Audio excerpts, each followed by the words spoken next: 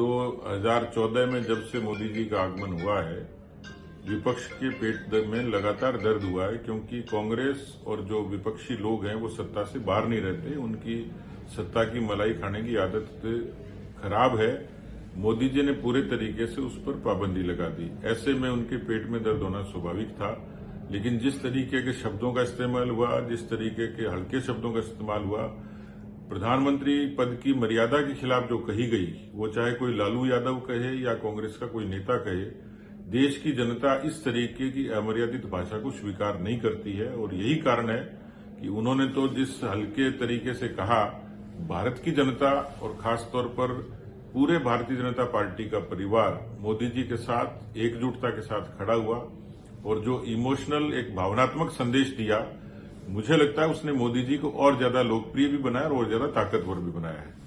मोदी जी इस समय जिस तरीके से काम उन्होंने किया है, देश में बदलाव का काम किया, दुनिया में भारत का नाम किया, इसलिए आज मोदी देश की जरूरत है।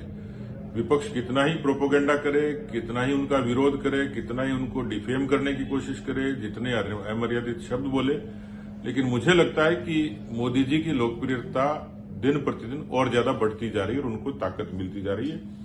मोदी इस समय देश की जरूरत है और पूरा 140 करोड़ का देश मोदी जी के साथ खड़ा है, उनके इमोशन के साथ खड़ा है, उनकी विजन के साथ खड़ा है। इसलिए मुझे लगता है कि विपक्ष की जो काम करने का तरीका है और उनका विरोध करने का तरीका है, वो उनके अमर्यादित शब्दों तक है। धरातल में विपक्ष के नाते उनकी भूमिका बिल्कुल नगण्य है। पार्टी देश का नेतृत्व पूरे मिशन के लिए प्रतिबद्ध है। एनडीए को 400 सीटें मिले, बीजेपी को 370 मिले, राजस्थान में 25 सीटें मिले। उसके लिए जो धरातल पर कवायद की थी लगातार पिछले कुछ अरसे से, क्योंकि दूसरे लोग हैं वो नींद से जागते हैं और यहां लक्ष्य को प्राप्त करने के लिए मोदी जी से लेकर पार्टी का कोई कार्यकर्ता सोता नहीं है। और इसलिए जो उम्मीदवारों का चयन है वो उनकी योग्यता क्षमता के आधार पर देश में अलग अलग तरीके से हर वर्ग को, हर तबके को सम्मान देते हुए, उनके फन का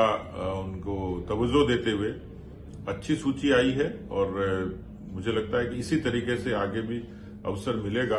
पार्टी की केंद्रीय चुनाव समिति के बाद में मुझे लगता है कि जो बाकी शेष नाम है उनकी भी घोषणा होगी।